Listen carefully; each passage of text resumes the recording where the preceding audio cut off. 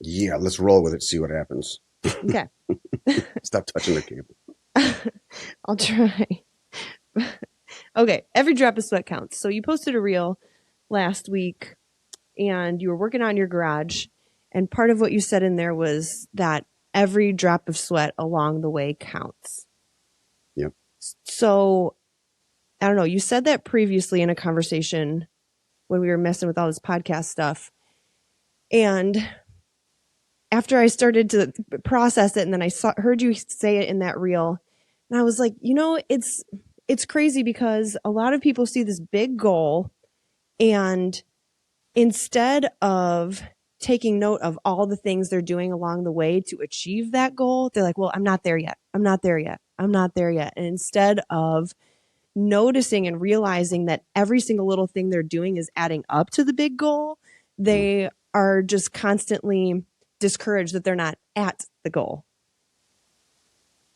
So You know what I mean? other than patience, what do you think the issue is? Like, what is it? People just don't realize how much little things let me add rephrase. up. Other than patience and the whole self-deprecating humility slash just other than those things that we've already done like 1,000 times, what is it you think the issue is? People just don't appreciate everything that happens along the way to make a big goal happen. I think it's easy to look at someone who's already hit a big goal and then you start comparing yourself and then you're like, well, I'm doing all these things too. Why am I not there yet? And the patience, of course, does tie into it because you're being impatient. But at the same time, I think people don't realize that like every single workout that you're doing counts toward that goal. Every single meal prep, every single meal, all of those things add up over time. And instead of recognizing that and saying, I'm on my way, they're like, but I'm not there yet. Yeah. And so what happens then is that they're so discouraged that they quit or that they give up. And really, the problem is they just quit too soon. They failed to see that all of those things that they were doing was the ticket to that final goal. Mm-hmm. And instead of seeing those things as one ticket at a time, they said, I'm not there yet. I'm tired of doing this. I quit because I'm doing it and it's not working. Yeah, I mean, when you change the way you look at things, the things you look at change. Mm-hmm. That's a perspective issue. This is the confidence behind things. It's more about the execution and the faith you have behind what you're trying to do. And if you're shaken in the beginning, you're going to be shaken in the end. You know what I'm saying? Like I don't know how else. I can't say it any simpler than that because if we keep going around and relabeling the same concept, we're only going to make it worse. Because then folks won't know which piece of advice to listen to take seriously. Because it's just when you start complicating simple shit, that's when problems arise. Yes, You know because what I then mean? one person asked me the other day, she said, okay, well, then if all those little things count, she had a really bad weekend last weekend, bunch of stuff came up, her nutrition was off. So when we talked on Monday, I said, that happens. Like that is life. You can't How old is dwell this on that. person? About my age, 35, 40. Kids? Yes. Uh-huh. So what happened was she ended up at football games Job or and then career? traffic. Yeah, she does mortgage stuff from home. So, I mean, career though. Yes. It's not that there's anything wrong with working in Aldi, but I'm saying she's not like in a part-time gig. No, she like works something full she's time trying from to. home, Okay. business owner. Yeah. Oh, So, oh, yeah. hang on. Mm-hmm. Hang on. Okay, I don't know this person. No. Right. Uh-huh. But whoever you are, let me explain something to you. Somewhere along the line, you started this entrepreneurship of yours, and you had to know this wasn't going to be easy. You got kids. You're a grown ass woman. I'm assuming. I say yeah because we've been. It's a she. Yeah. From where I'm from, it's if you got a cooch, you're a girl. You're a she. Okay, fuck you. Fuck out of here. So somewhere along the line, you knew it was a fight. Somewhere along the line, you also knew you wanted it and you were willing to fight for it. When you got kids, you better damn sure know that there's a fight, right? You had to know it wasn't going to be easy. You had to know that every other parent's going to have their way. You had to know that your parents were going to have, oh, I did it like this. You had to know that there's always going to be an opinion from everything from vaccines to the kinds of cereals, to the kinds of vitamins, to the kinds of schools, to the kinds of discipline, practices and shit. You had to know from kids is a whole other nightmare, right? And if the kids are still alive, you're doing your damn thing. If they have a roof over their head, if they're getting an education, if they're tucked in every night, safe and sound, you're doing your damn thing. Now, I would bet both my nuts that somewhere along the line you fucked something up. You had to have been like, wasn't my best call. Whether it was that piece of candy you gave them too late at night and they were like Tasmanian devils all night long, or, when they wanted to play with you and you chose work over them, and you felt bad about it, whether it was you accidentally snapped at them or and you didn't mean to, right? Those are all like common errors, mistakes, basically. Like that just means you're not perfect, right? Right. But I doubt that you think you're a terrible parent. I doubt you think you're failing as a parent. You may think you're not doing as good as you might wanted to, but you're not, saying, God, I'm just a terrible parent. I'm going to go fucking give my kids up for adoption because I can't do this. No, you're not going to fucking do that, are you? I bet the fuck you're not, right? Yes. Yeah. That's a really good analogy, actually. If you ain't looking at your fitness goals like that, and I could do this all day, right? If you're not going to look at your fitness goals the same way you are how you take care of other people, because who the fuck are you doing? If you got kids, you're trying to be alive and around for them, aren't you? Yeah. I mean, we all want to look good when we're doing the bang bang, but at the same time, you want to be around to be there for your kids, to play with them, to enjoy life with them, right? So, why are we giving ourselves the gravity to levity? What's the word I'm looking for? The leniency, levity? Is that what word? Why are we allowing ourselves wiggle room with some things, but not the other, right? And if it's a fitness gig, almost always it's I'm just not worth it. Or I'm not, it's for me, so it's selfish. I want to look good in a bikini, so it's, you marginalize how you marginalize the work involved. You marginalize the value that you have to it, like as if it's bad to want to be healthy. It's okay to focus on the good looking parts of it. Like that's every church is like that, right? You go there for that reason because you're attracted to it and you feel the community. That's the coffee. It's the feeling. It's I'm gonna pray. All that is it's the dolphinism of it all, right? Yeah. But at the end of the day, your faith in what you're trying to get done is what will hold you back to it. Because let me tell you something. You're not perfect. Kids are still going to love you because you're their parent. That's a success, right? If you're trying to be super parent, I don't know. I can't help you with that because you're just fucking stupid, right? If you think that you're never going to make a mistake or you're never going to get mad at your kids or have regrets with that, like that's just a part of it. It's not that they happen. It's what do you do about them when they come? God loves you regardless, right? God loves you regardless. He knows you're a stupid ass.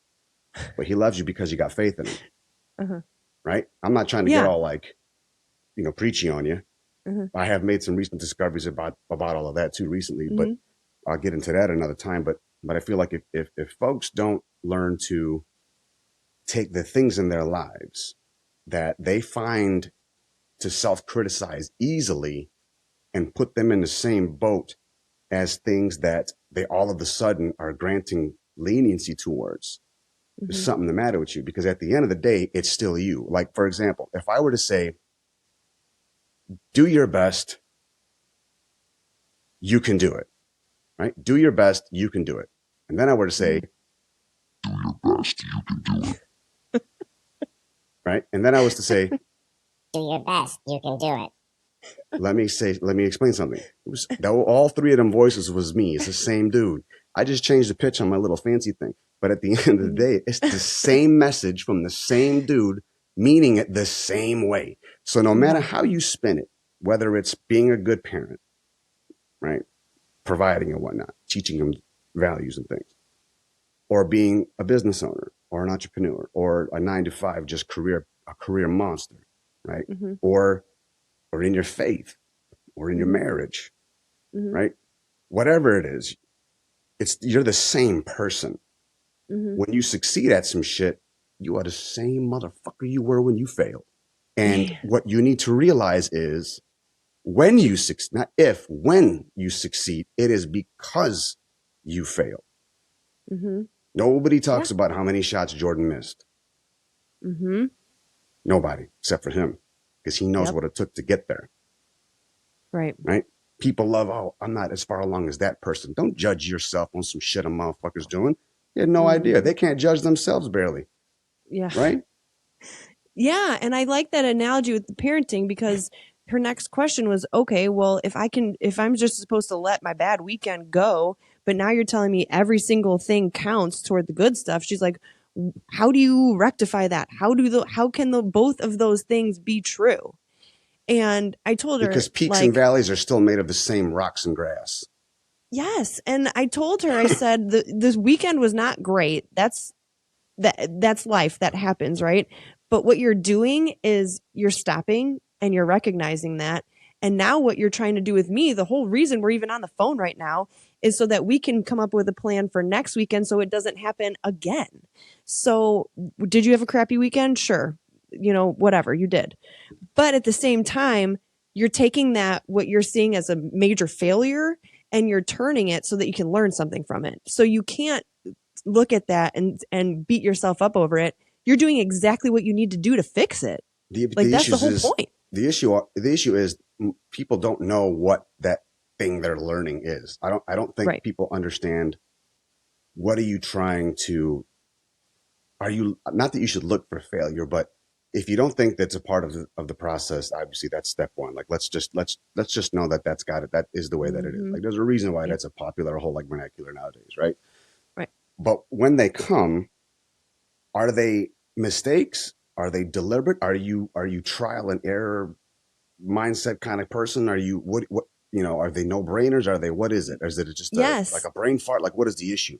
Did you have a bad weekend because it was your mamas or your papas or whatever, I don't know what they call them down here, the grandmas, Meemaw, right? And then Meemaw, your papa's 99th birthday and you ate like an asshole because you want to celebrate with them. Is that a failure though? Really? Yeah. Really? And You're going to kick yourself over some shit like that, right? Or was it, I was out at Bunko with some friends because I just fucking, I don't know. I had a tough week. Let me just, okay, that's, yeah, you fucked up and you chose that. Mm-hmm. And we said in the start, don't come to class bitching about some shit. You like morally, you was aware of your decisions. Mm-hmm. You know what I mean? Don't do that shit. That's just fucking stupid. Enjoy that shit. Bring it to class. Not drugs or alcohol, of course, because you can't do that sort of thing. At least not on, air. Do what you want in private. I'm just saying. But don't bring your negative bullshit into an environment that doesn't jive like that. Right. You know what I mean? And she was frustrated mostly because she tried. Like she had a football game with her kids on Friday night at the high school. She brought a protein bar with her, but it was 120 degrees outside. The protein bar melted. So fucking then worst. She was so starving. She was starting to get a migraine. She knew like she let herself get too hungry, she'd be down for the next several days. So she went across the street to Wendy's. That was all that was there. Yep. And it was quick. Yep. She was stuck in traffic. I mean, yep. And then she ended up going bowling with her family. They're a real spontaneous family. So she ended, and so it was just those things that she really in her brain went into the weekend like, I've got this. But then it was just one thing after another that kind of took her out. And, when we talked, I said, that's all fixable, right? Now, instead of a protein bar, bring a protein shake in a stainless steel thing or put it in a cooler. For the weather? Well, it's not usually 120 degrees here. So like on any normal day going to a football game on a Friday night, your protein bar wouldn't melt. No, I know. But it's not like it was regular temperature. And then all of a sudden right before the game, it fucking went up, right? It was been hot. Right. I just don't think she anticipated it. Okay, then. Yeah. So then planning again, separations and preparation again. Mm-hmm. Simple fix. Yep. Then like that's what I told her. That's a basic mistake. Cool. You didn't what's even better than that is like, let's just say you did plan. Ask her this. What if you did plan it? It'd been hot all day. There's nothing around but a Wendy's. You're not really a shake kind of person because you don't want to go into porta potties and eat. or go shit in the porta potties, right? You know, whatever. So you're going to go ahead and you think it's going to be faster to do a fucking, what's it called? A bar. Uh-huh. I don't want it to melt though. So I'm going to put it in this fancy ass fucking cooler. Right. And then what happens when you do that and it melts anyways? Cause it's just that hot. Like there's literally nothing you can do. Would you still feel bad about that? Right. Yeah. Right. Cause I mean, what the shit? That is not your bad. It's not like you didn't try. You planned. You did good planning. You did what you were supposed to do, and if shit happens, then shit happens.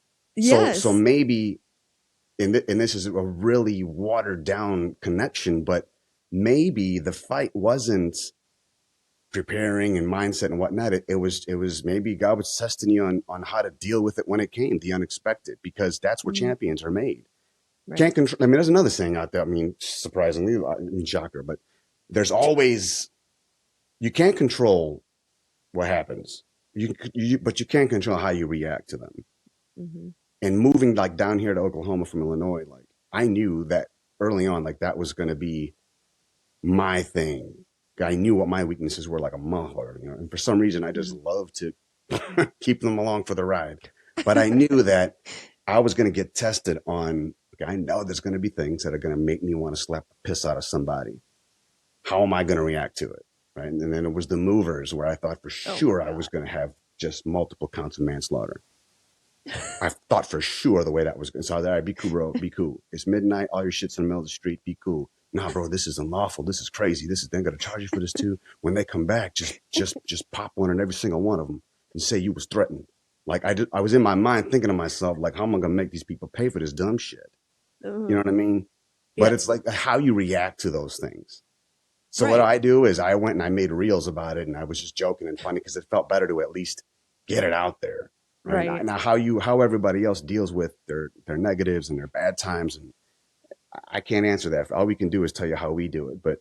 But how, if you don't learn to deal with and accept the bad stuff, you will never be able to truly accept and genuinely accept the good times. Then you're never going to give it to yourself because you just don't feel like you deserve it, because you're going to feel like you got lucky, or you're going to feel like you only succeeded because luck was on your side. Motherfuckers got nothing to do with luck. Nope. Nothing. Gosh, I hate that. Nothing. I hate that so much. What? I said it's got nothing to do with luck. No, never. It never does. You said something earlier too about having faith behind what you're doing. Mm-hmm. We posted that progress picture last week of that custom client, her back. You know, she had clear lines on her back, like right in her rib cage. Oh yeah. 6 weeks later, completely flat, all the way down her back. The scale didn't change. In fact, the scale went up a little bit, and that was messing with her head the whole time. But in those pictures, you could see the incredible difference. Yeah. So a client here at CommitFit was like, she texted me immediately right after we posted that. And she said, I need that. How do I do that?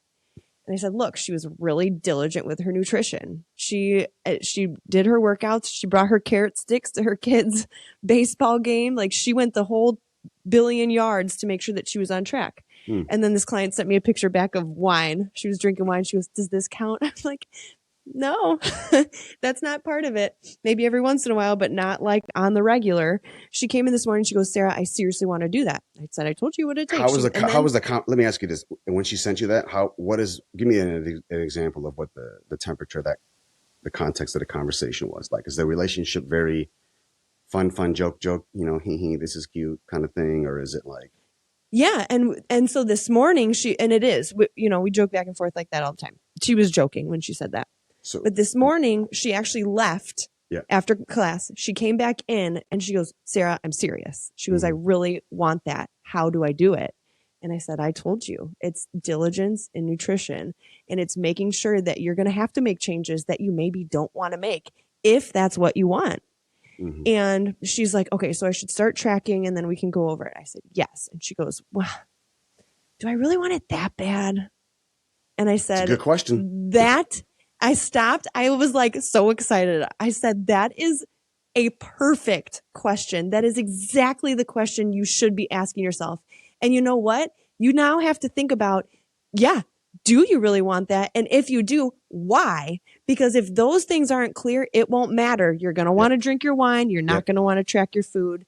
And she said, you know what? You're right. I mean, I really just kind of want to like look better. Like, do I really want to look better that bad? I was like, I don't know. Only you can answer that. And when you figure it out, if you're on board, then let's go. But it's not going to mean anything if you're in it just so that your back gets flat. You know what I mean? So she walked out and I was like, man, that was a really, and she listens to all of our podcasts. And while we do have that jokey joke back and forth relationship, she is one who really does go deep and really internalizes all of this kind of stuff. So I'm sure, you know, that was a piece of it for her, but I was just so happy that she was able to take that from it and say, you know what, I got to think about this. Because a lot of people skip that part. They skip the part that says, do I really want it? And instead they go for it. And then they instantly get discouraged and they quit because they never really wanted it in the first place. The thing is though, let's assume everything is healthy and hopefully everything is internally is fine. Right? If it's an aesthetics thing, it's certainly a lot easier to marginalize the work involved. You know what I mean? Like that kind of come to Jesus with yourself is a perfect question. You kind of need to, like, what are you willing to do to get it? Like a lot of times people will answer that question from the standpoint of that willing to do is things is what they think they have to do. Like, oh, do I have to do 1,000 push-ups? Like, and they marginalize whether or not that's possible. When it's like, oh, I'll do what I have to do. And like, sometimes what you have to do are things you never saw coming. You know what I mean? That's what you got to be prepared for. So if things are healthy and she answered that question, and that's amazing that she was able to get to that, you know, to that point. And she said, well, let's just say she said, you know what, maybe I don't really want it that bad. I want it bad enough to get like A, B, C, but not D, E, F. Like, okay, cool. As we get older though, sometimes Father Time has a different agenda. So long as you know what you're working with, and if and when, hopefully never, you know, the time comes that the body says, do this or die. You know what I mean? Can you get past all of that others? Can you have the same awareness and say, I'm doing this no matter what the cost? Because now when the stakes were elevated, you were able to meet that challenge. You know what I'm saying? And being able to do that all comes back to being able to ask those kinds of questions. So that's awesome. That's really, really good. That's really good. I know. And the way it kind of ended up. A good response by you. Thanks. Well, she ended the conversation by saying, you know what, I'm okay where I'm at. She said, if I'm just doing this to look better in a bikini, like I'm cool with this. But it was, and she saved herself a whole lot, and that's okay. That's okay to be happy with where you're at and to decide, I don't need to do all that to look like that picture I saw. That's cool and everything, but I don't need, like, that's okay. You know? Okay. Well, my train of thought is dead now. So small steps, blah, blah, blah. I think that was a good place to end. Every drop of sweat counts. Well, and the last thing I want to say about this is that point about the big goal feeling so far away, right? And you look at that big goal and you think it's 1 billion miles away and you're discouraged because you're not 1 billion miles away, you're here.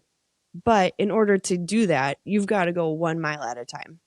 And there's going to be big wins in that one at different mile markers along the way, right? You're going to experience big wins along the way before you get to that biggest one. And at the same time, I think too that endpoint moves, right? So you might think that your big goal is to lose 20 pounds. You lose 20 pounds, you're like, well, this isn't what I thought. I want to do this now. Yeah. Oh, yeah. No. Let's say changes. I think I said that like way in our beginning. You know, and I know that from, I think I was talking about like in my experience and whatnot, when folks begin their weight loss journey or their fitness journey and they say, I want to lose 20 pounds. It's like, okay, you'll lose 5 or 7 and realize what you can do. And all of a sudden the 20 doesn't mean as much. And you're starting to go after strength goals and fat loss goals and and then you really get into the nitty gritty of it. You know what I'm saying? So I think that it's okay to have the big lofty stuff goals. Oh, for sure. I mean, that's the sexy part. Like, why not? But as long as you understand that, like sometimes, like if you can understand what that big goal is made up of, because the big things are made of little things in life, then achieving those things, there may be something even bigger that you just don't see because you haven't earned the right. You don't have the eyeballs to see it yet. Yep. Do you know what I'm saying? And Yes. It's like my life in a nutshell. Well, when you get there, you start peeling back the layers, and all of a sudden, it's like, oh wow, look at that. Oh, that's like cool. that led to that, led to that. Yeah. I feel like that, 3-4 years ago, I was a teacher, like in a classroom, grading papers, doing like teacher things. Mm-hmm. And I walked into that gym, like a Mm-hmm. couple units down, not even in this building, looking for somewhere to bring the protein that I was repping. You know what I mean? Yep. And the only reason I even did that is because I had been at that gym a year prior to get a spray tan. You know what I mean? And so as I got that spray tan, then I was like, oh, that gym. She said her husband owned that gym. I wondered if he'd let me go in there. Mm-hmm. And then I came in and did the protein thing. I joined a challenge and I became a client. And as I'm going through it, at the end of my challenge, you guys asked me to help with a couple of things. So I stayed and helped with a couple of things, which snowballed into, do you want to train here? Which snowballed into like, you and I being here running this whole operation, whereas I thought training was going to be like, I didn't think it was going to be this big. You know what I mean? I thought it was going to be something I'd go teach a class in the morning. I'd go home for the rest of the day, whatever. Shit. And I know. And no, as time your went path on, like, was very, very rare. yes. I'm not saying that I don't want to discourage you from other people, but you're like, rarely do I oh my gosh, encourage client to turn to trainers. It doesn't really work out that way. Yeah. But and then now I'm sitting here in ownership, right? Yeah. And I'm looking back at all these things and I'm like, wow. And I can trace it back even farther than that, of how just one thing led to this, led to this, led to this. And when I was way back there and teaching, I wasn't trying to own a gym. I was trying to sell my protein enough so that I could quit teaching. Right. Like that was my goal back. That was the big one. That was the one that was a billion miles away. I said, if I sell enough protein, I can stay home with my kids. Yeah. Isn't that funny? And now. No, that's cool. And then I'm sure a lot of people do it. That's good. Yes. But then once you get to that, I did get to that point and I was training alongside that. And then it's like new things come up. And then we started Fit Kid Athletics, which didn't exist when I started training here.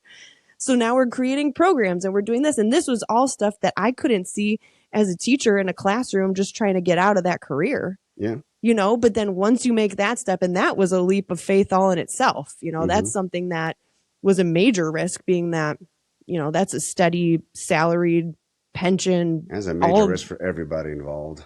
Yes. Yeah. And then, and then here you are like, okay, I'm bringing on this brand new, how's this going to go kind of thing. Yeah. I think about it all the time. I'm like, how did he survive that?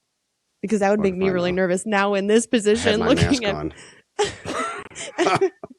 For you people out there that like the masks, for fuck's sake, whatever. In any case, I just think it's powerful to look back and see. And then we were just talking this morning about even how much the business has grown in just the last 2 years. And it's just really cool to look back then. But if you would have quit when it got hard, there were a lot of times that it was hard, right? Yeah. And if you quit when it gets difficult, then you don't get the chance to look back and see how all those things line up. There were a lot of time. I mean, if there's ever been the use of a term, leap of faith, I mean, shit. There were times when every logical, statistical business gene in my body, there was no reason to stay open. Mm-hmm. The amount of debt, the declining client load, there was no reserves for marketing. There was just, you know what I mean? The interest level was completely all over the place. A lot of lines between pride and, focus on staying true to your beliefs and whatnot. Like you started to get real confused about who you were as a person, but you follow your gut, which, I believe was God's voice telling me to just, you're built for this, man. Like just keep down the path. Yeah. You know what I mean? And I just, I I do. look back in my life and I think, all right, what else? There's a lot of unforeseen things. There's no way I could have prepared for any of it. Mm-hmm. What have I ever gone through anything like this before? Even the feeling of, I mean, like I said, if nothing has really ever, there's never been, I shouldn't say that there's never been a pandemic, but stuff like that is kind of came out of nowhere. So it's hard to say, have you been through this before? But the unknown, complete chaos have you ever gone through anything like that? And sure, I could think of times when I felt completely lost, and there were tons of decisions I had to make. Like when my dad was diagnosed with cancer, and I had to decide to Mm-hmm. whether or not to stay in school or Right. do I go home and spend time with him. Mm-hmm. Like those are things like that. Like what? I'm just a kid. I don't know. Mm-hmm. And you find something simple to hang on to that makes you feel. Um, I'm not validated, but it makes you feel not as crazy as everything else, and you hold on to that, Yes. and that Mm-hmm. is like a Velcro, like that kind of sticks. As you keep going down, you'll find that you'll start to stick to other things that are like that, and you start to attract things that are along that path. The bad news is, I think sometimes the bad decisions are also built that way. But Mm-hmm. when you're trying to, I think we all know, we all are positive people. We want to be positive people. That's within all of us. But when you give in to the bad stuff is all you see. So, taking a leap of faith, and I'm going to bet on myself, was kind of my mantra during that, like 2017, 18, when kids were born and whatnot. It was like, Mm-hmm. I'm going to per Gary Vee, I'm going to triple down on my strengths and Yeah. motherfuck my weaknesses. If one of your strengths is knowing your weaknesses, then it's not really, you don't have the weaknesses that they don't have the hold of you that you think they do. What they have a hold of is your insecurities, Yeah. your inhibitions, your anxieties, and all of that is just, again, you have faith, you triple down on what you can do, because what you can do isn't even close to what you're capable of doing, right? Your biggest ability your biggest ability is your availability, and it is being open and available to receive the blessings, and take those challenges on and do things that are better for you and yours. Yeah. And you start accomplishing shit, and all of a sudden, man, the bad stuff just doesn't look so big anymore. Yeah. So Then you get all the way through it and you look back and you see all the bad stuff you got through yeah, on top of that. And it's just more proof of what you can do. yep, yeah. So you got to, I think, I think we should close it here, because I don't know Yep. why this thing is quitting like this. But the best way, the best way that worked for us, for me at least, and I think it sounds like for you too, to if separations into preparation, and you want to learn how to deal with the unforeseen circumstances and take your baby steps and understand then learn how to identify your weaknesses and your strengths. Really understand what your strengths are. Have you earned those, or were they quote unquote lucky? Who you are as a person, what makes your gut tingle, right? What makes that part of you inside just kind of, you know what, man, I think I could do this. Go all in on that shit. Go in on that shit, right? Because every question that comes from that is at least progressive, and you're in a good Yep. way.